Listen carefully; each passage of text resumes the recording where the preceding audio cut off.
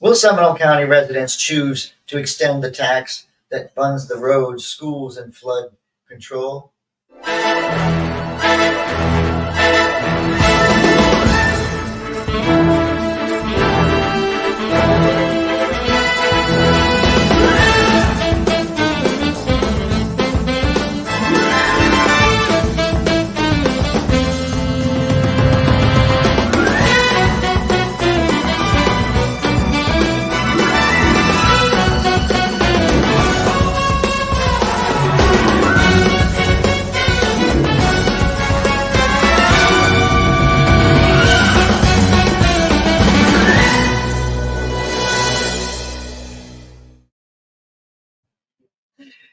Oh, David, you can't make this shit up. We're your hosts, David Washington, Joel Hoxley. So, David, we're going to be talking about in Seminole County, Florida, the leaders are facing a critical juncture as voters must decide whether to renew the 1 cent sales tax this November. The tax, which funds essential infrastructure improvements like roads, schools, and flood prevention, is crucial for maintaining the county's quality of life. Now, if not renewed, officials warn of severe budget cuts and potential property tax hikes to cover the shortfalls. Since its inception in 2015, the tax has generated substantial revenue, benefiting various public projects and services, underscoring its importance to the community's well-being. Okay, well, David, this has been on my agenda Yes. forever. I make Yes. sure that everybody who's come to talk to us from Seminole County has touched on this. Yes, So, you have. David, tell me about your pro-tax lifestyle. Hey, I'm all for taxes as long as we can afford them and they go towards infrastructure, social programs that actually benefit the community. We can get into the details about that. However, this is about your home county.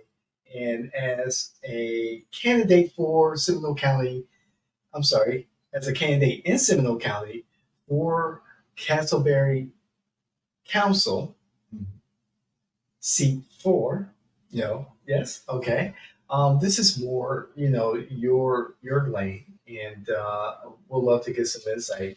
Well, I think for me, it's an incredible opportunity. What people don't realize is this is a tax on that we generate a lot of money from, the tourism, the people that are coming through. So, it's a pass-through tax. Yeah, we pay it, but it's not one of those things that you go, hey, I'm going to go to Orange County because I'm going to go purchase something because I'm going to save a half a cent. This has been passed since 2015. Right. I mean, it's not the first time it's sunset. So it's an important tax because it's not just helping for infrastructure. In the county, it's also proportionately shared with the cities.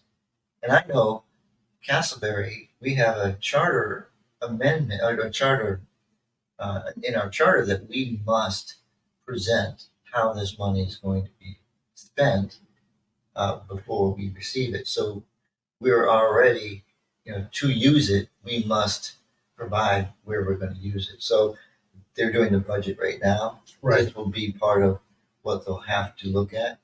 We won't know the exact amount. We won't know if we're going to get it, but we will still plan accordingly. And that's important. And this money is important because it helps so many communities. Now, whether you're spending correctly or not, that's a different story. We can talk about Winter Springs. Mm-hmm. We have talked about Winter Springs. There's questions about how they spent their penny tax. Mm-hmm. So they've had an audit from Grant Malloy. Grant Malloy, he's the county clerk and comptroller, and he's unopposed. And I can say this now, as much as I like him, and I think that his stance on this, he's probably one of the only the few that are against it. And his stance, I think, is hypocritical because his office used so much of it, of this penny. Well, let's talk a little bit more about how the penny tax has been used throughout Seminole County.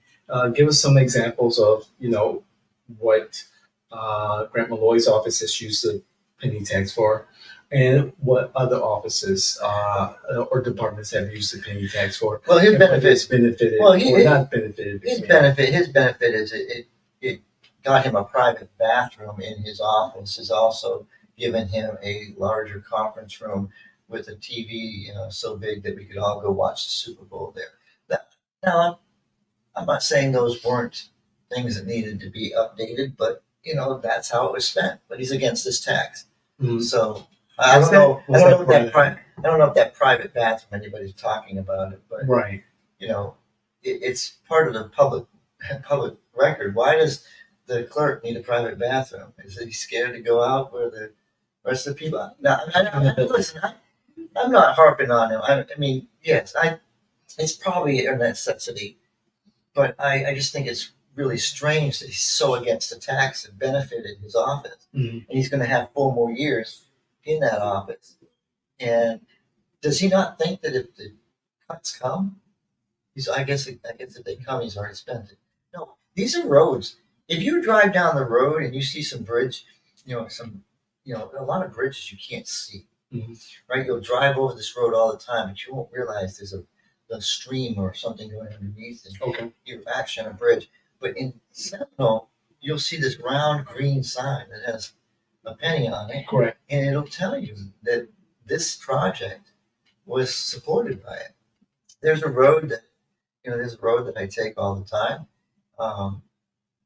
that is now 4 lanes. 2 lanes on the right, 2 lanes on the left, and it was widened because it needed to be widened, but it was the penny tax that did it. How the city spend it can be questioned, but why would you roll back something? You say you're conservative. You say that you want to lower taxes. So why would you make the county commission look at tax increases in a different area because you decided to eliminate a tax that's been substantially helping you for years? That penny tax went towards specific uses. Would that penny tax continue to go towards specific uses and not be relegated to other ideas or projects? It can't go to other projects. It's very specific. It's very specific on how it can be used. Just like the Seminole County Charter is very strict on certain things. Like the supervisor of elections needs a new office. He's outgrown it. The county has outgrown it. He's been having trouble with the budget, finding the place or whatever, from what I understand. But the issue is he can't just go anywhere in Seminole County. So he can't just go, okay, I'm going to go, Castleberry has a really great place that's available. I'll go to Castleberry. Or, hey, there's a great office space that I can take over in Longwood. No, he has to stay in Sanford. He has to stay in Sanford because that's where the county seat is. Okay. So because the county seat is in Sanford, he's restricted to stay in Sanford. Are there satellite offices for the satellite office? You're allowed satellite offices, but your office must be in the seat. And so, like, if you're in Castleberry, you can go to the tax collector because we have an office there. You can go to the clerk because we have an office there, but they're satellite offices. Right. You're not going to see Grant Malloy's office move to Castleberry. He's going to end up, staying at the courthouse. What other improvements would this penny tax go towards? Really, the county commission spends it wisely. I mean, you've got flood, prevention. You have infrastructure. You have upkeep on things, but it's usually wisely spent. And I just don't. I don't understand why there would be an issue with voters saying, look, we already pay it. Mhm. Why roll it back? Why would I take a 30 or I don't even know how I mean, it's millions of dollars. It's like $60 million or something like that. Mhm. And you want to take in $60 million, you're going to tell your commission that we're going to take $60 million away from you. And then they're going to go, well, where do we make that up? Where are you going to cut? So when you go into the ballot box, think about if you were to lose, $60 million and you had to, or whatever your budget is, take a portion of your budget, probably, let's say it's 20%. I'm not sure exactly what it is, but man, you just lose all of that. Now you have to make it up. What are you going to cut? What will you cut out of your expense? Right. And for the average Seminole County household, the penny tax costs about $131 for an average Seminole County household. In our off-camera conversation, we were talking about how, say, Castleberry is more of a average income, average household type of community. A community that most people in our community live paycheck to paycheck. They have jobs that just help them maintain, and I think they're one paycheck away from So this kind of sometimes tax savings could be beneficial. I mean, that's $131 over the course of the a year, year. right? So You spend more than that on Netflix, going to Starbucks or Right. going to Dunkin' Donuts or it just like That's you said, not Netflix. Look, if you take your Netflix, right? that's $17, $18. Yeah, I And the mean, last time I checked, a month, you're doing 12 months. So. right? So It's so minor. It's so minor in impact on you, Mhm. on the family, and it comes back to you. Mhm. It comes back to you where you know that you're going to have safe roads. You know you're going to have good equipment for your fire. We have the best fire uh, rating. It keeps our insurance low because our fire department has the highest rating, and that's one thing that it's a plus. we don't harp on it enough with community. Like, do you realize that your fire department is so equipped and so uh, well run that it gets the highest rating, which gets your insurance lower? As a resident of Seminole County and also, of course, of Castleberry, are you pretty much satisfied with the efforts that the penny tax has provided for? Yes, I'm a supporter of the penny tax, whether the Republican Party chooses to be against it or not. I stand with it because I believe this is one of those taxes that is beneficial and it's shared with everybody. Mhm. You want to talk about a rich man. You want to talk about a rich man not paying his taxes. Well, guess what? He can't avoid this tax. Right, right. So there you go. Fair tax. We're all about fair taxes. We're all about hey, let's go to the fair tax. Let's go make taxes as easy as a postcard. You've heard all the stories. Yes, I have. 10-10-10. Yeah. Or is it 9-9-9? I think it was 9-9-9. These plans are all great plans, Right. but this tax is a fair tax. Whether now Democrats typically don't care for this tax because it influences heavily on the poor. They'll say, but the poor. Are you telling me the poor spend more money than rich people? I think the saying goes that the rich tend to invest more because they have more. Okay, but David, I read this. I think this is an incredible opportunity for discussion. It's a driver to get people out to the polls. I don't think when it's implemented, I think it's different than trying to implement it. Okay. Like Orange County trying to implement it didn't put forth a good marketing plan Well, they did, yeah. influence You- and persuade people. I want to you vote to for it. spend. I want you to spend an extra penny for transportation. Right. Didn't sell. You're right. Okay, transportation's different, right? And this penny tax, It would penny pay. tax will not go towards transport. It does go to it goes partially to transportation. We pay a portion of our lakes. Lakes goes into Seminole County. We pay our portion. So the part of that penny tax Part of it's transportation. is going to go to. Oh, okay. Now I was just reading that it's hands off. It won't go towards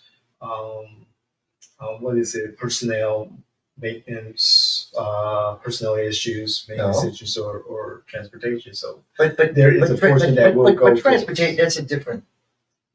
I understand what it's saying, but we pay our portion, right, of links. Right. Whether that budget comes from this, I'm not sure. Okay. I don't run the county. I want to be part of my community, and I want to be a Castleberry commissioner.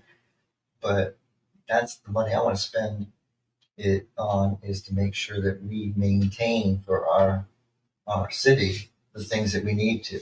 Speaking of where we can put that money. Speaking of like persuading voters to support or not support this particular initiative, for those who want this initiative to move forward, what efforts are being made to persuade voters to vote? Well, the commission, I believe the commission is doing a good job of actually reaching out to the community. The Seminole County Republican Executive Committee actually came out and voted to be against this tax early in the process. However, I believe that Bruce Cherry, the chairman of the party, is now said that he's going to, Bob Delary, Commissioner Delary, and Commissioner Zembauer have requested an opportunity to speak to this issue so that we are more informed, and maybe we can revisit whether we support this tax or not. And I think if you look at the interviews as we come out with them, I think Lee Constantine truly took the moment, knowing how I feel about this, to capture that. So when that rolls out, I want people to pay attention. Lee really speaks to this penny, and I think he would speak better than I can. But it's a necessary evil. But I wouldn't want to cut somebody's budget. I wouldn't want to come to somebody's household and say, "Look, it's bad enough that your homeowner's insurance is going to go skyrocketing when you renew. I don't want to have to say, look, I need to raise your taxes because I need to make up for a penny sales tax that's been here since 2015." And taxes, those particular taxes will be property taxes, and that will go up, and that's at a rate of maybe an additional $400 on a $400,000 home. How about the fact that That's a lot. how about the millage? Mhm. There's a lot of people come into Florida and never even heard of it, don't understand it, but tweak that millage, Mhm. and it affects the residents. This tax affects anybody purchasing anything in Seminole County. So the majority of people traveling through Seminole County, if you're coming from Volusia into Orange County, if you're traveling you're spending money in Seminole County. If you're going back, you're spending money in Seminole County. This is a tourist investment, as well as you're purchasing stuff. You're going to spend a portion, but it's a half a penny. Every county has used this leeway. It's 1 penny. You can't go any higher than a penny. Right. 1 penny you're allowed to play with, and we've had that penny since 2015. So, Joel, as a candidate for Castleberry Council, if you had a project for the community, a community project that you would like to promote and see through the approval of city council and the voters, and not necessarily affected by this penny tax. What is it that you would like to see for the citizens of? Well, I love Castleberry, and I think I've talked to Castleberry a lot with you, David. I keep trying to get you. You live in Baldwin Park, beautiful area in Orlando. I mean, Yes. I don't want to light the setup here. The thing is, you have a way that community can gather. Everything is built around something. Right. You go to Altamont Springs, you have beautiful Crane's Roost. Everybody taking their wedding pictures out there. There's just a lot to do. We lack that one element of a community area. Now, if you go to our city hall, we have beautiful art. We have a nice park that kind of surrounds it. We have a beautiful art center that we just opened, and we've now moved the police station over towards the old bowling alley, where it's right across from the tax collector's office. So when you go to the DMV there, you'll see the new police station. All right. But that move does a lot for our city because it'll give us that area that's blocking the beautiful lake that's behind the city hall. And I think you could really say, look, let's do a feasibility study. Let's have an opportunity to say, we lack this one thing. Let's see if we can have a place like that. I mean, Lake Eola is a prime example. You know, it's big enough, and it's a place that exists. Name that place. Now, somebody out there might say, "Hey, Joel, I don't think you understand our city very well because you're missing this." We have beautiful parks, but that's not what I'm talking. I'm not talking about our beautiful parks that we're investing money in. I'm talking about community place to gather. Today we want to have a concert. Okay. We want to bring a farmers market or a larger one. A farmers market, a place where people can gather. People can, Pokemon, or you can get your wedding pictures. There you go. Just like that beautiful area in Altamont. I mean, that's exactly what I'm talking about. You have that area where you celebrate. Maybe you get married out there. Mm-hmm. Beautiful lake. So, but that's August 20th. I will find out. I'm going to knock every door. I'm going to talk to every resident I possibly can before that time. It's going to be about turnout, and those people that care for the city will want to know about the 8 charter amendments that are on there, and they'll come out. We're extending terms, term limits. We're extending terms is one of them. We're making this a winner take all election is one of them. Having the swearing in date moved to December because of budget. Nothing worse than to win an election, get sworn in immediately, and then sit in the middle of a budget meeting that's almost over. Yeah, that doesn't. Hey, we're in the last week of the budget, Right. So now you have something you got to vote on. You'd have no clue whether you support it or not. So they're well thought out. The charter amendments, if you citizen of Castleberry and you get that opportunity, I think you'll like what you see. I think the Charter Review Commission did a great job. In closing, for the record, what's your position on the Seminole County penny? I vote yes to maintain it. If you sunset this tax, you will put the burden on yourself. All right. You heard it here first from future commissioner of Castleberry.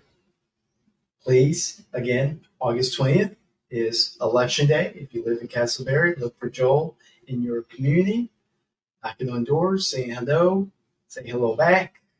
But man, it's not a vote wasted. Your host, Joel Hawksley, David Washington. This is you can't make your. You can't make this shit up. Like, share, just be part of our community. You can't make this shit up. It's fantastic. Look, David's trying to remember I have to go push a button and go in. But you know what? Let's all tell David, if he, Buddy Dyer's going to be moving on soon. So Is he really? We'll talk about that in the other. See you the next time.